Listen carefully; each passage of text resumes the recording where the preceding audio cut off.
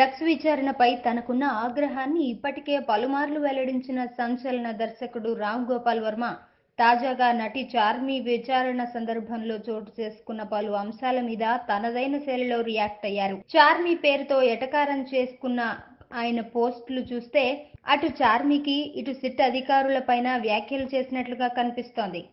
SIT విచారణ అనంతరం చార్మి మరింత అందంగా ఆనందంగా కనిపించిందన్న వ్యాఖ్యలు చేశారాయన.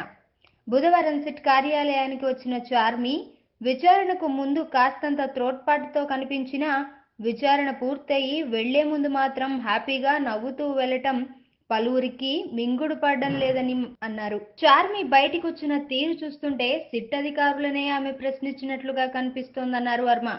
సిట్ విచారణను పూర్తి చేసుకుని వచ్చిన చార్మి ముఖంలో అందం చూస్తుంటే అలాగే అనిపిస్తోందని అభిప్రాయంతో చెప్పుకొచ్చారు వర్మ. అంతేనా, చార్మి తీరు పెద్ద హాట్ టాపిక్ గా మారింది. ఇదిలా ఉంటే అదే విషయాన్ని వర్మ తన పోస్ట్ లో చెప్పుకొచ్చారు. ఇప్పటి వరకు పలుమార్లు నటుల గోళ్లు వెంట్రుకలను సిట్ అధికారులు తీసుకున్నారన్న వర్మ చార్మి గోళ్లు తీయలేదని మ్యానిక్యూర్ చేసినట్లుగా ఉందన్నారు. సిట్ కార్యాలయం నుండి బయటకు వస్తున్నప్పుడు చార్మిని చూస్తే ఝాన్సీ లక్ష్మీబాయిని మించిన ధైర్య సాహసాలు కనిపించినట్లుగా పేర్కొన్నారు. ఈ వీడియోపై మీ విలువైన కామెంట్స్ ని మాతో షేర్ చేసుకోండి. అండ్ ఇంకో విషయం, సబ్స్క్రైబ్ చేయడం మర్చిపోకండి.